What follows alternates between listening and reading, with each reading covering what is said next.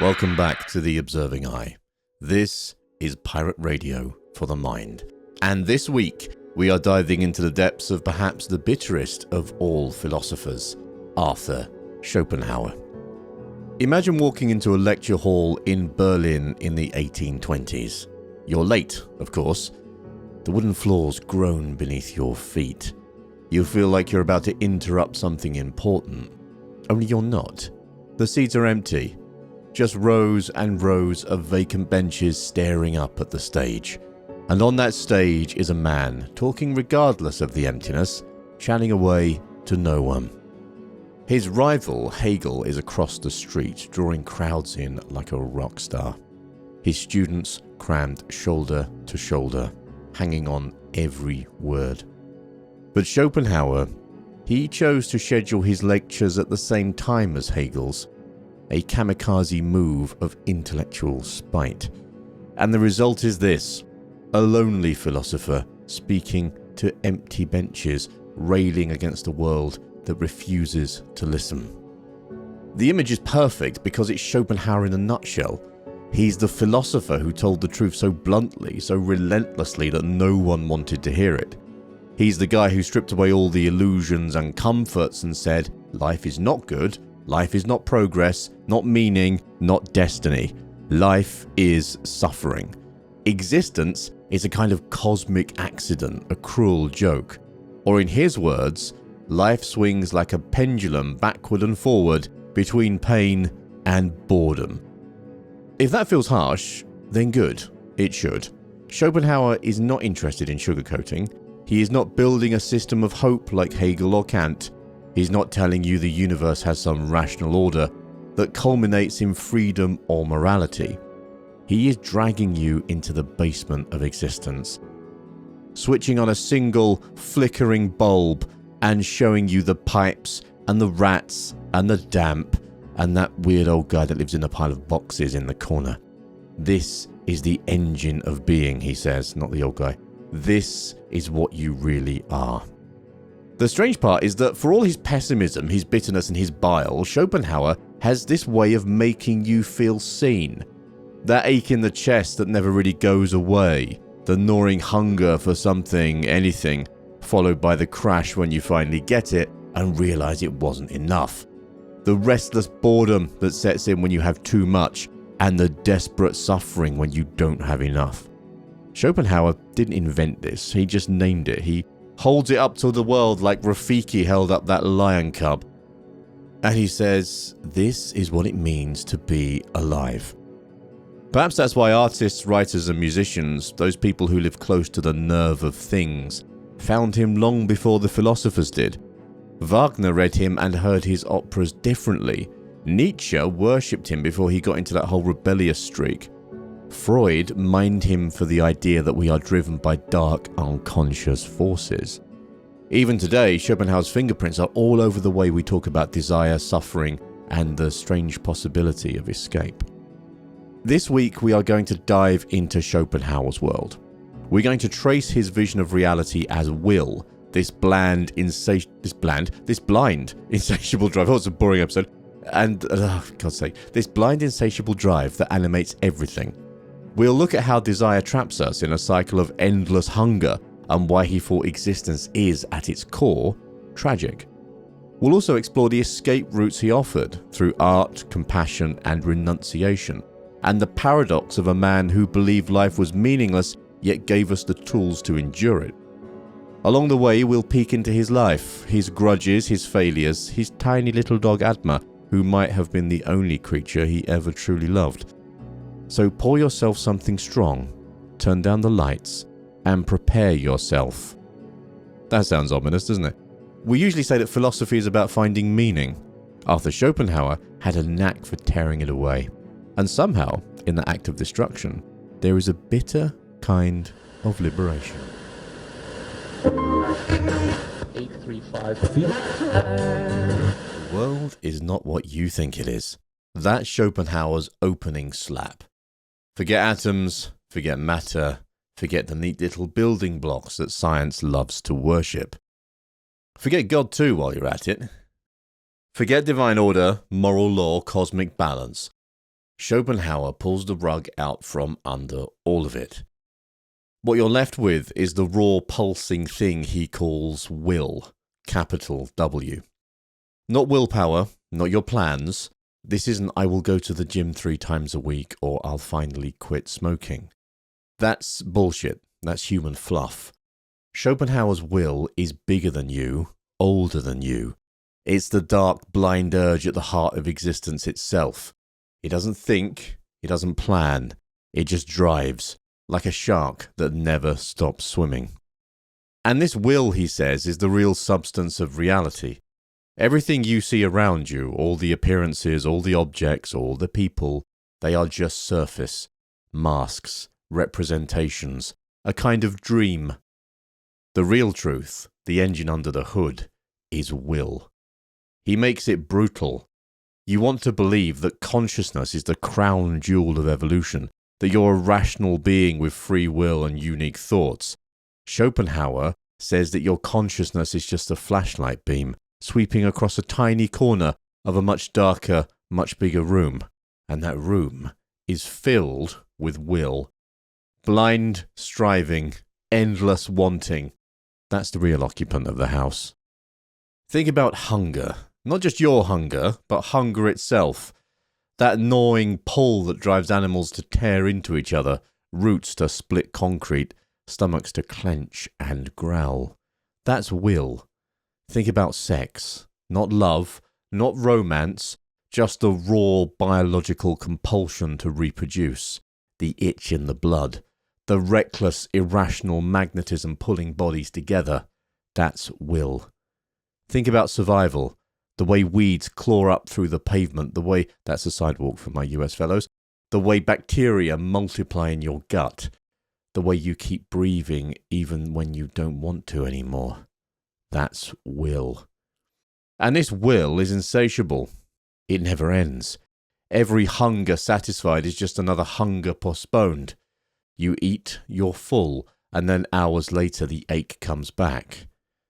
You achieve the career goal, buy the house, win the applause, and the high dies out.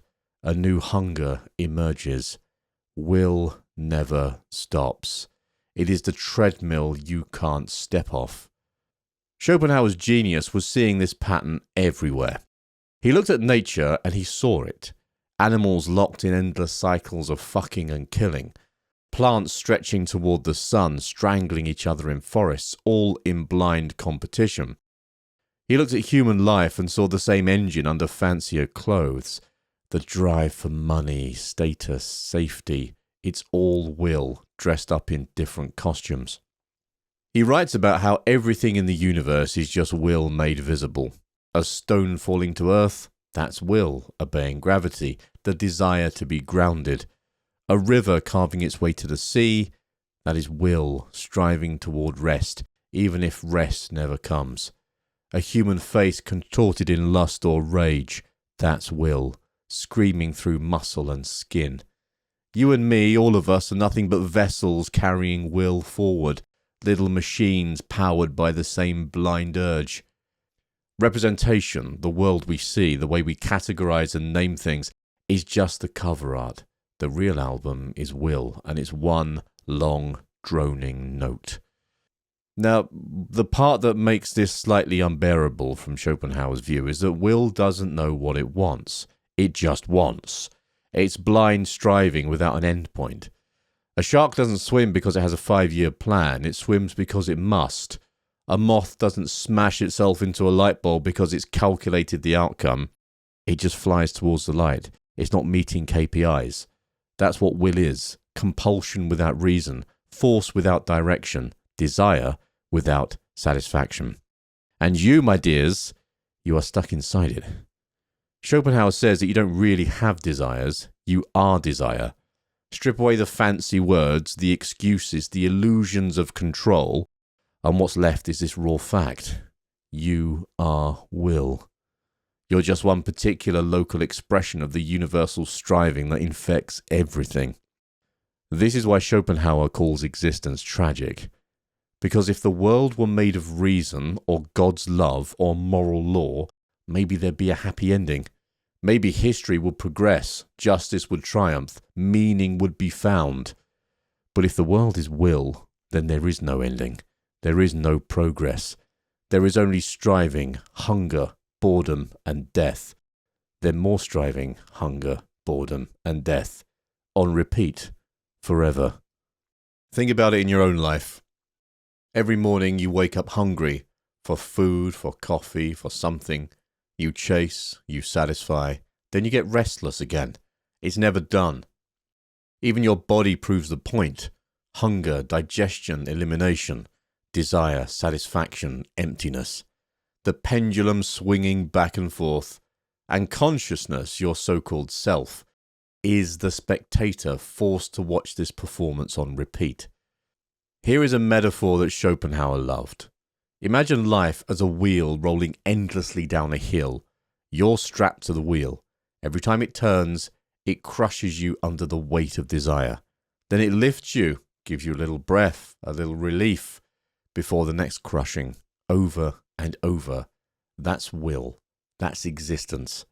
And it's not just individuals. Species, civilizations, even the planet itself are caught in the same loop.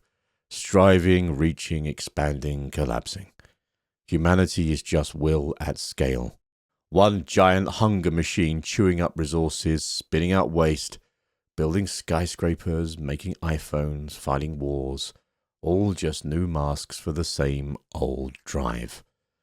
When you hear it put like this, you understand why Schopenhauer's lectures were empty. Nobody wants this message. It's poison. But it's also clarifying. Because once you see will for what it is, you stop expecting satisfaction. You stop buying into the illusion that if you just get the right job, the right partner, the right amount of money, you'll finally be at peace. Schopenhauer's truth is ugly, but it's also liberating. It says peace isn't coming. The treadmill doesn't stop. The will never ends. So maybe stop identifying with it. And this is where he sets up the next move. If life is will, and will is endless suffering, then what's left? How would you live inside a world like this without going insane? Schopenhauer's answer will come later in the form of escape hatches, art, compassion, renunciation. But first you have to see the bars of the cage. You have to understand the thing that's grinding you down. The world is will. The world is hunger. The world is a blind drive chewing itself forever.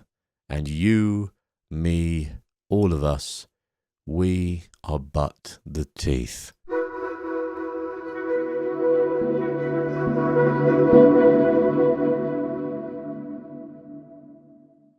Desire is the meat hook that keeps you tethered to the machine.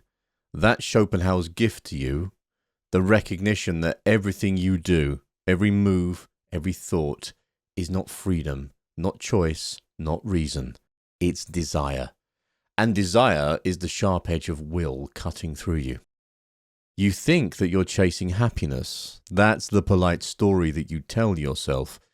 You say, I just want to be fulfilled, or I just want to be secure. Schopenhauer says no. You're a rat pressing a lever for pellets. You're that moth slamming into a light bulb, wings singed, trying again anyway. Desire is compulsion disguised as hope. And hope is the narcotic that keeps you from noticing the trap. The rhythm of desire goes like this. First, the hunger. An emptiness gnaws at you. A thing is missing. Your body feels it. Your mind narrates it. I want this. That's pain number one. Then comes the chase, the restlessness, the striving, the anxiety of pursuit. Pain number two. If you manage to get what you wanted, there's a moment of relief. But it's not joy. It's not true satisfaction. It's just the pressure valve hissing open for a few seconds. Then, almost instantly, boredom creeps in. The high fades. The thing loses flavor, and the hunger reloads itself in a new shape. That's the pendulum Schopenhauer talks about. Life swinging between pain and boredom. You want, you suffer. You get, you rot. Back and forth. No third option. That's the whole game. Take hunger for food. It's the simplest example. Your stomach growls, the ache of emptiness. You feel irritable, distracted, impatient. You eat relief. Maybe pleasure for a moment. Then satiated dulls into boredom. Hours later, the gnaw returns. Same cycle. Hunger, relief. Hunger, relief. And we call this living. Now magnify that across everything. Desire for money, for sex, for love, for recognition, for meaning. It's all the same mechanism. You suffer from the wanting, then you suffer from the boredom once it's filled. Every new achievement, every new acquisition resets the pendulum. You are never done. This is why Schopenhauer despised optimism. He thought it was a lie people told to themselves to keep from facing the raw truth. Optimists say things will get better, progress is real, happiness is possible. Schopenhauer spits on that. Things don't get better, they just change outfits. You don't evolve out of suffering, you just suffer in new ways. Think about modern life. Consumer culture is built on Schopenhauer's pendulum, whether it knows it or not. The ads are little whispers. You need this. You're missing something. That emptiness in your chest, fill it with a car. Fill it with a holiday. Fill it with a phone that takes slightly better pictures than the one you bought last year. You mad fuck. Desire stoked, purchase made, brief relief, boredom repeat. And the system works because desire never ends. Even love, what we romanticize as the ultimate fulfillment, is just Will sneaking through the back door. He's a sneaky bastard. For Schopenhauer, sexual attraction isn't about happiness, it's about reproduction. The will using you as a pawn to keep itself going. You think you're falling in love with her eyes, her laugh, her soul. Schopenhauer says no. You are just a conduit for the next round of suffering. Your DNA meeting hers so the will can keep grinding. And once the kids are born, the spell breaks, the desire shifts, and you start the cycle again. The will doesn't care if you're happy, it only cares that you keep moving. Schopenhauer even maps this onto art and fame. You want recognition, you want to be remembered. You write the book, paint the painting, build the empire. For a moment you taste it, that sweet success. Then the boredom sets in. The applause is never loud enough. The reviews aren't glowing enough. The money just isn't quite enough. So you start again. Another book, another deal, another chase. You are Sisyphus with better branding. And here, my friends, is the darkest part. Even when you think you're escaping desire, you are just inside another version of it. You meditate to escape suffering. Well, that's a desire. You fast or renounce to escape hunger. That's a desire too. Even the desire to stop desiring is still desire. The will plays dress up. You can't pin it down. Schopenhauer saw suffering not as a bug in the system, but as the system itself. Desire equals suffering. That's the equation. And you can't get rid of one without killing the other. Existence and suffering are fused. He writes about how this recognition is terrifying at first. People resist it, cling to the illusions. They tell themselves, but I'm different, my love is special, my work is meaningful, my goals fulfill me. Schopenhauer just kind of smirks because he knows what comes after the honeymoon, what comes after the raise, what comes after the applause. He's already written the ending, and it always ends in the same place. Boredom, emptiness, and a new hunger scratching at your ribs. Think about scrolling through your phone. You know how to love talking about phones. That restless flick of the thumb. Each new video, each new picture, each new headline, tiny pellets of relief, dopamine drips, the rat with the cocaine. But the boredom never really goes away, does it? You scroll because you're bored, but the scrolling is boring too. That is the will mocking you. That is the pendulum swinging. And when you zoom out, the cruelty multiplies. Life is not just your own little pendulum. It is an infinite hall of pendulums swinging everywhere all at once. Every animal clawing and starving, every plant competing for sun, every human burning with needs. The entire world is a symphony of hunger, a grinding machinery of teeth chewing through itself. Schopenhauer's vision is almost cosmic horror, a blind engine that never stops, never cares, and never fulfills. You might think that this is bleak beyond use, but Schopenhauer insists that seeing it clearly is the first step toward any kind of peace. As long as you believe in the lie of fulfillment, you are chained to the pendulum. You keep swinging, keep hoping, keep crashing.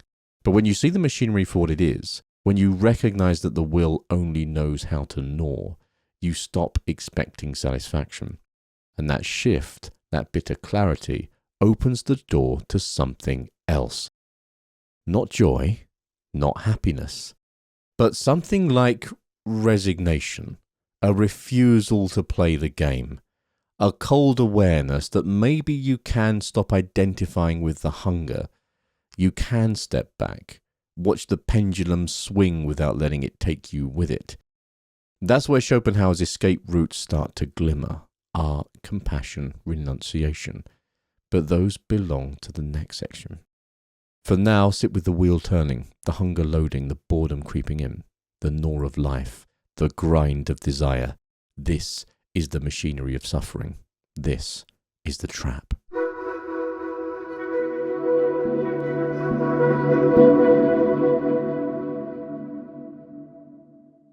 The will is relentless. The hunger never ends. You're stuck on the treadmill, chasing, collapsing, gnawing. That's the diagnosis. Schopenhauer doesn't sugarcoat it, but then, almost as if he pities you, he slides 3 keys across the table. Not to unlock the cell, not forever. Just to pick the lock for a night or two. Breathe outside air. Remember what it feels like to not be suffocating. The first key is art. Schopenhauer says art is the only place you get to stop being a desiring thing. Usually, you're just a puppet jerked around by the strings of the will. Hunger makes you dance, lust makes you dance, fear makes you dance. But in art, when you are not producing, not chasing, just seeing, the strings go slack. Think about the last time a song stopped you cold. Not background music, I mean a song that gripped you. Maybe it was a cello dragging your stomach into the floor. Maybe it was a piano melody so fragile you felt embarrassed listening to it. For Schopenhauer, that's the will stripped naked. Music is the most honest art form because it doesn't represent something else.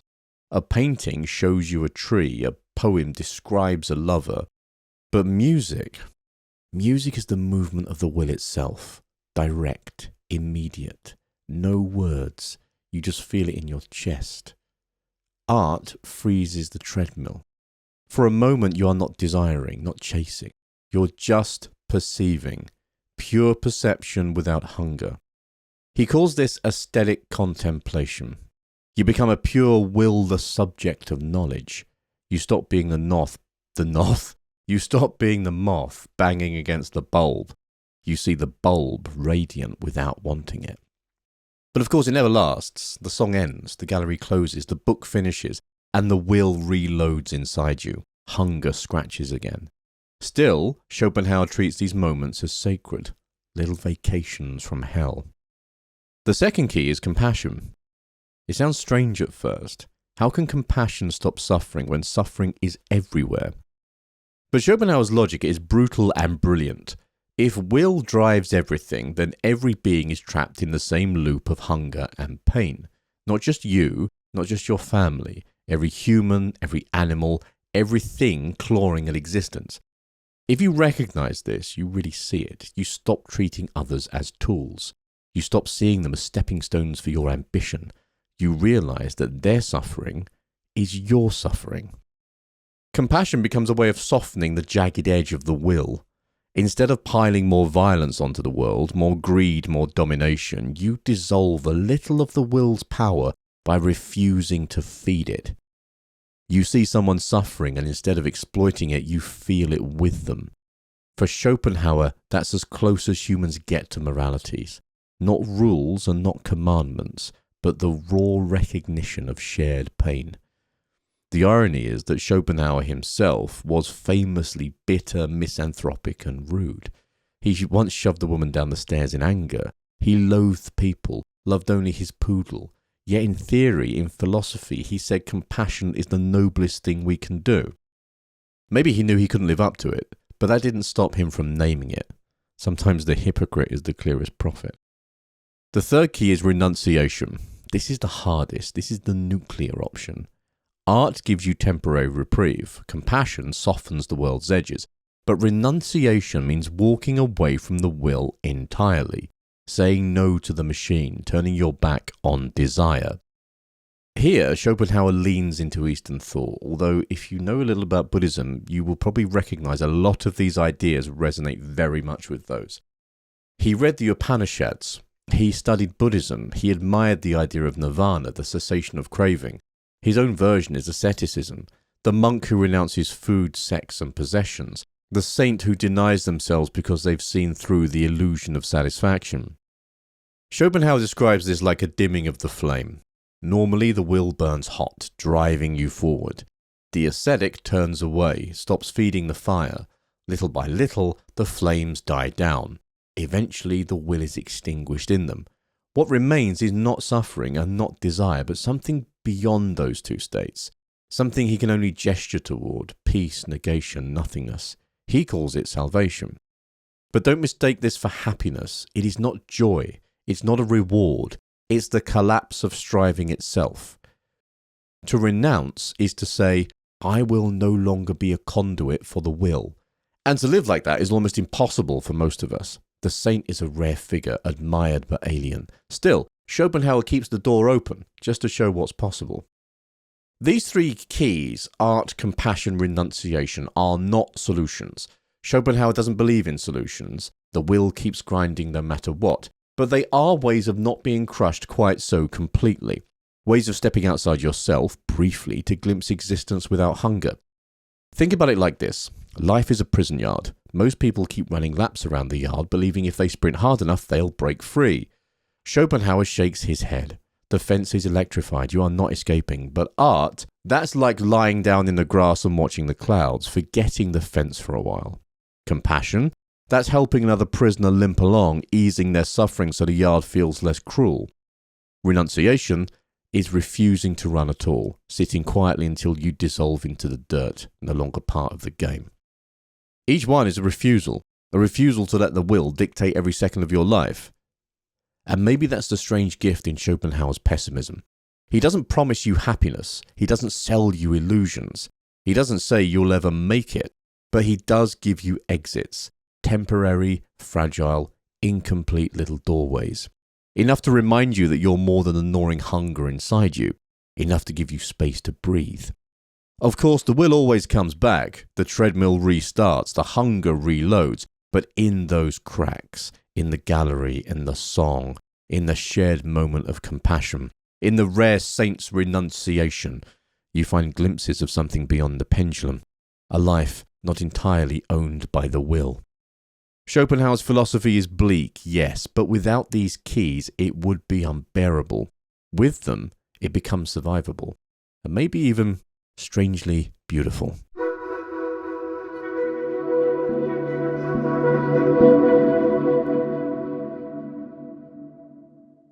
Arthur Schopenhauer wanted to be a prophet, but for most of his life he was just a crank shouting into an empty room. Picture him like this. White hair, thinning, kind of in little peaks like the crazy mad scientist look that you can imagine. Sharp features, always scowling, carrying himself like he knows that he's smarter than you. Because he does think that. He doesn't hide it. He is the kind of man who corrects your grammar at dinner and then complains that nobody invites him out to eat. The truth is that Schopenhauer wasn't likable, not then and not now. His philosophy is honest and brutal, but the man himself was bitter, small, and vengeful. He carried grudges like fidget spinners, fingering them day after day, reciting his hate like little prayers. And yet maybe that's why his philosophy works, because he lived it. His life was the case study, the embodiment of his own pessimism. Start with his rivalry with Hegel, the reigning king of German philosophy, who lectured in packed halls, students spilling out the door. Hegel promised reason, progress, history bending toward freedom. He was the golden boy, the philosopher of hope. And Schopenhauer fucking hated him. He didn't just disagree with him, he despised him. He called him a charlatan, a fraud, a windbag, some naughty words. So what did Schopenhauer do? In 1820, he scheduled his own lectures at the exact same time as Hegel's. A direct duel. His own philosophy of pessimism versus Hegel's optimism. One man screaming life is suffering, whilst across the street another man preached history is liberation. Who won? Well, you probably guessed it. Hegel, obviously. His halls overflowed. Schopenhauer's were empty. Some days not a single student showed. Picture him standing there, notes in hand, delivering his lecture anyway to the four walls because he was a stubborn bastard. That is Schopenhauer. So bitter, he would rather talk to an empty room than admit defeat. And it didn't get better. His first major book, The World as Will and Representation, landed with a thud. Nobody read it, nobody cared. He waited for recognition, fame and respect. Decades passed. Nothing. He became the philosopher equivalent of a band that drops a masterpiece then works retail for 20 years while everyone ignores it. By the time people started paying attention, he was already old, already locked inside his bitterness. It wasn't just professional grudges, he was vicious personally too. In one infamous case, he shoved a woman down the stairs. She was his neighbour, a seamstress named Caroline Louise Marquis. Schopenhauer thought she was being too loud in the hallway, so he grabbed her, physically pushed her, and she fell very hard. She sued, he lost. The court ordered him to pay her an annual pension for the rest of her life. She lived another 20 years. Every year he wrote the cheque, muttering hatred, until the day she died. On that day, he scribbled in his journal, Obit annus, abit onus. Translation, the old woman dies, the burden departs. And yet even in his nastiness you see the man behind the philosophy. His whole worldview says existence is suffering, that desire and conflict define us. So of course he lived bitterly. He thought everyone was self-interested, driven by will, so he treated them that way. It's ugly, but it's consistent. He didn't hate everyone though. He adored his poodles, always had one at his side, usually named Atma, a Sanskrit word meaning world soul. He'd sit in cafes in Frankfurt stroking the dog and ignoring the people. He trusted animals more than humans, thought they embodied innocence. Unlike people, animals didn't mask their will behind hypocrisy. A dog wants food, warmth and affection. It shows you, no lies. To Schopenhauer, that honesty made them noble.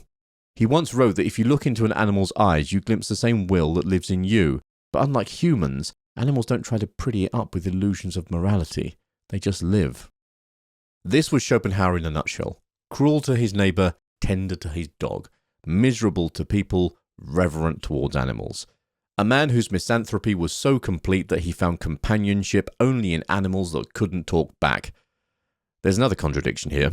Schopenhauer preached compassion as the highest moral act, the recognition of suffering in others. But he himself often seemed incapable of it. He was irritable, rude and dismissive.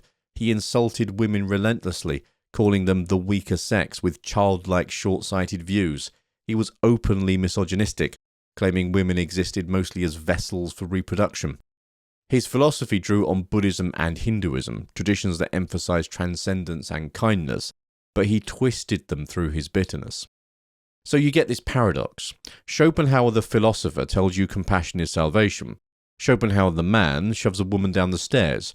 He says the world is will, that desire enslaves us, but he still craves fame, still aches for recognition. He despises the will, but he's eaten alive by it anyway. He's his own best evidence. Late in life, he finally got what he always wanted: recognition. Artists and writers rediscovered him. Wagner mined him for operas. Nietzsche called him the greatest teacher, at least before turning on him. Freud used him as scaffolding for psychoanalysis. Suddenly, Schopenhauer went from crank to prophet. He became the philosopher of the century's darker side, the man who predicted nihilism, existentialism, psychology. People made pilgrimages to Frankfurt to see him, to sit in cafes while he lectured with his dog at his feet. But by then, it was too late. The recognition didn't soften him. It didn't redeem him. If anything, it hardened the irony of his life. Because here was the man who preached that desire only leads to suffering, finally getting what he desired, and still miserable. The pendulum swung exactly as he described. Fame brought relief, then boredom, then more bitterness. Even in success, Schopenhauer was trapped inside his own machine. There's a story about him in old age. He'd walk the streets of Frankfurt daily, following the same routine, almost ritualistic. Always alone, except with his dog. He'd sit at the same cafe table, order the same meal, lecture anyone unlikely enough to sit nearby. The townspeople called him the grumpy old philosopher, and maybe that's exactly how he wanted it. To live as proof of his own theory, to embody the bitterness he believed was universal. His death was anticlimactic. No drama, no blaze of glory. Just a heart failure in 1860, age 72, at home in his chair. The dog was probably nearby. He died as he lived, isolated, misunderstood, and very fucking stubborn. And maybe that's a real portrait of Schopenhauer the man. Not a saint, not a monster, just someone who couldn't escape his own philosophy. A man who saw the world clearly and couldn't soften it, couldn't look away. He burned bridges, carried grudges, alienated people, and yet he left behind a vision of existence so sharp and so honest that generations after him couldn't stop reading. To study Schopenhauer is to study a man who hated the world but described it perfectly. A man whose pessimism became a kind of truth serum. A man who adored his dogs more than his neighbours, but somehow, in spite of himself, gave humanity one of its clearest mirrors.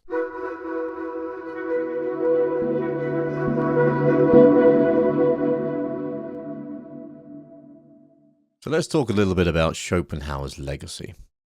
So he died in 1860. Heart stops, breath gone, body slumped in his chair. At that moment, he's just another cranky old man with a dog, another philosopher who never won the spotlight.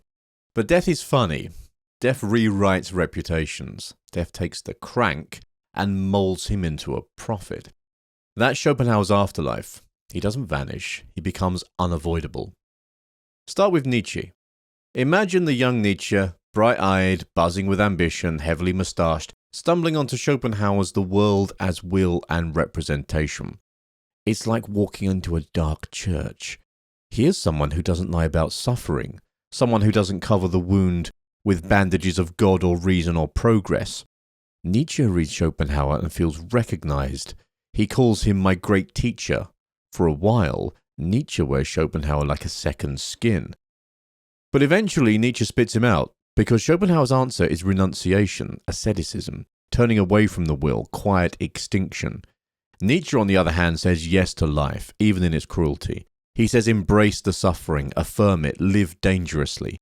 Nietzsche rebels against Schopenhauer the way a son rebels against a father, by becoming him, then inverting him.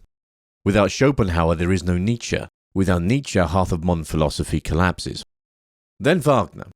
Richard Wagner reads Schopenhauer and suddenly his operas change. Before Schopenhauer, Wagner's music is nationalist bombast. After Schopenhauer, it's tragedy soaked in longing, drenched in metaphysical despair. The Ring Cycle, Tristan und Isolde, they reek of Schopenhauer's fingerprints. You hear the will groaning in the orchestra pit, desire burning itself alive on stage. Music as metaphysical confession, exactly what Schopenhauer called it. Then, of course, came Freud. Freud takes Schopenhauer's will and carves it into the unconscious. Where Schopenhauer said the will drives everything, blind and insatiable, Freud reframes it as sex drives, death drives, buried impulses leaking into dreams and neuroses.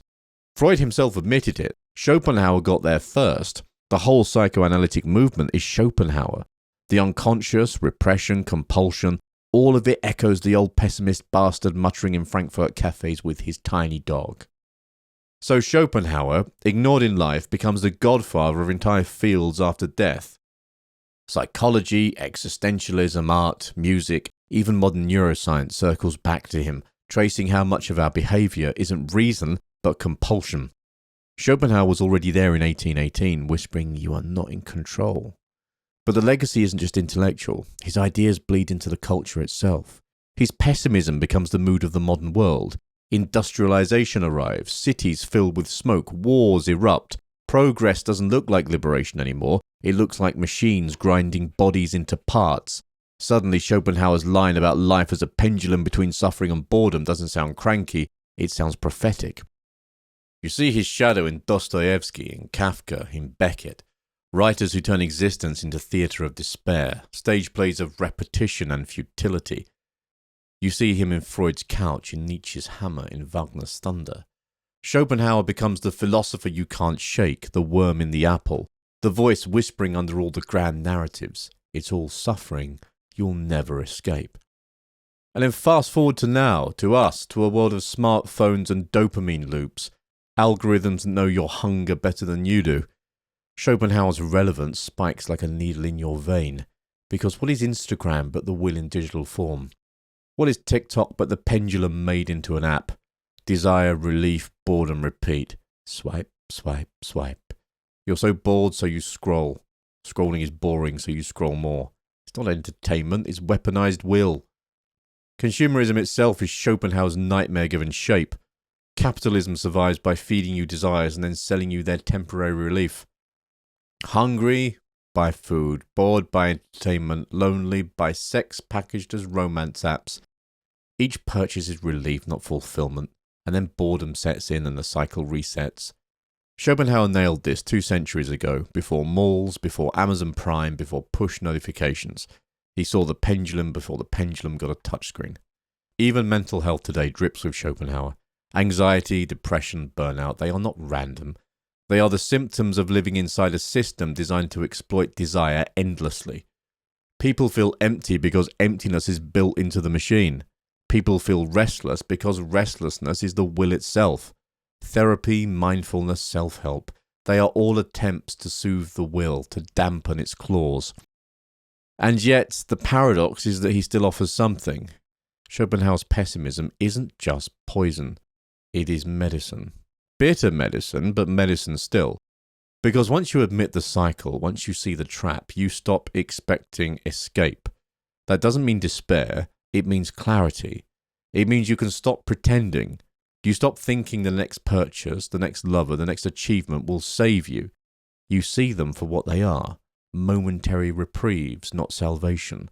And with that clarity, you can savor art, compassion, quiet moments, not as solutions, but as small mercies. This is why Schopenhauer keeps coming back, because every generation thinks it's going to be the happy one. Every generation thinks progress, technology, science will cure suffering. Then the wars come, the economy crashes, the suicide, the addiction, and people look around and realize the treadmill hasn't stopped. It never stops. And Schopenhauer's ghost emerges, muttering from his chair, "Of course it hasn't. You're still dancing for the will." Even nihilism owes him blood. Nihilism, the idea that nothing has meaning, that values collapse, that the center doesn't hold, is just Schopenhauer's pessimism turned apocalyptic. He didn't say nothing has meaning. He said everything has one meaning, suffering. That's close enough to ignite the fire Nietzsche warned about. Without Schopenhauer, the 20th century's darkness looks different. With him, it makes sense.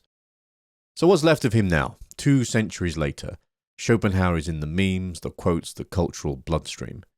Teenagers post his lines about life being meaningless set against grayscale sunsets. Artists still draw from him, musicians still echo him. Even AI ethics debates brush against his ghost, because if will is the blind engine of existence, what is artificial intelligence but another mask of the same will, another drive without reason, consuming, learning, replicating, never satisfied? Schopenhauer's diagnosis stretches even into silicon. And maybe that's his strangest relevance. Not that he offers solutions, but that he strips away illusions. We live in a culture that sells hope like sugar. New gadgets, new wellness programs, new political slogans, new dreams. Schopenhauer is the bitter antidote. He says, stop fucking lying to yourself. The treadmill doesn't end. The hunger never dies. Life is not a ladder you climb. It's a pendulum you swing on until you fall off. And yet somehow that truth comforts. Because once you stop expecting fulfillment, you can start living in fragments. You can cherish art not because it redeems you, but because it suspends you. You can feel compassion not because it saves the world, but because it softens it. You can renounce not because it's heroic, but because it's honest. Schopenhauer gives you no heaven, no utopia. He gives you survival. That's his legacy. The crank in the empty lecture hall becomes the philosopher of our age. The man who told us we'd never be happy becomes the reason we can endure being unhappy.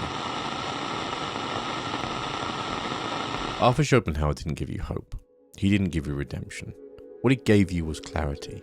Cold, unblinking clarity. The world is will, blind hunger, desire that never ends. Everything you do, everything you think, every so-called choice It's just the will clawing through you. That's the diagnosis. Existence is pain because desire is pain, and desire never stops.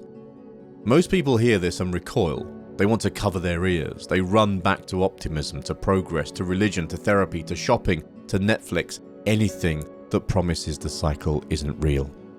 But Schopenhauer forces you to stare into the gears. He makes you watch the pendulum swing. Pain, boredom, pain, boredom, over and over, until you admit it. This is life. This is the machine. But the trick of his philosophy is that once you admit it, once you stop pretending, something shifts. The lie collapses. The hunger doesn't go away, but it loses its glamour. You stop chasing happiness like it's a destination. You stop expecting relief to last, and in that brutal honesty, you find slivers of freedom. You find art, a song, a painting, a story that suspends you outside yourself, makes you forget hunger for a few moments. You find compassion, the recognition that everyone else is just as trapped, just as restless, just as gnawed by the will as you are. And in that recognition, you soften. And maybe, if you're rare, if you're strong enough, if you're one of those foil cards of human beings, you find renunciation. You step back entirely. You stop feeding the fire. You starve that fucking will. Schopenhauer never promised salvation. He promised survival. He promised small escapes, the bitter comfort of knowing the truth, even when the truth hurts, especially when it hurts, because sometimes the hurt is cleaner than the lies. Look at the modern world, buzzing, glowing, vibrated in your pocket every second. Every app is the will disguised as entertainment. Every ad is the will disguised as fulfillment. Every like, every swipe, every binge is just new versions of the pendulum. Schopenhauer saw this centuries before screens existed. He named the disease before it metastasized into global culture. And that's why he still matters. Our world is addicted to hope. Schopenhauer shows us how to live without it. He doesn't say it will get better, he says it won't. He doesn't say happiness is possible, he says it's a mirage. And once you see the mirage, you stop running after it. You drink the bitter water of art, compassion, and renunciation instead. It doesn't quench forever, but it cools your throat long enough to keep walking. Thank you, you beautiful lot, for joining me on this little dive into the bleak world of Arthur Schopenhauer. As always, I'd love to hear your feedback. You can leave your thoughts on our website, which is on Substack at theobservingeye.com. We're also on those fucking socials, which are Instagram, X, and TikTok, all with the same, can you hear the enthusiasm in my voice there? All with the same handle at theobservingeye. And we are on YouTube, which is youtube.com/@theobservingeye as well. That's where all of our videos live if you are listening on Spotify or Apple Podcasts or wherever the hell we are. I also have an email address, which I think you probably know about by now. If you've ever got this far in the episode, I applaud you if you have. So if you want to wax philosophical, or you want to recommend some ideas for future episodes, or you just want to rail against me for something you disagree with, you can email me on david@theobservingeye.com, and I will try to get back to you as soon as I can. That's all from me. Take care, everybody. Much love, and I'll catch you soon.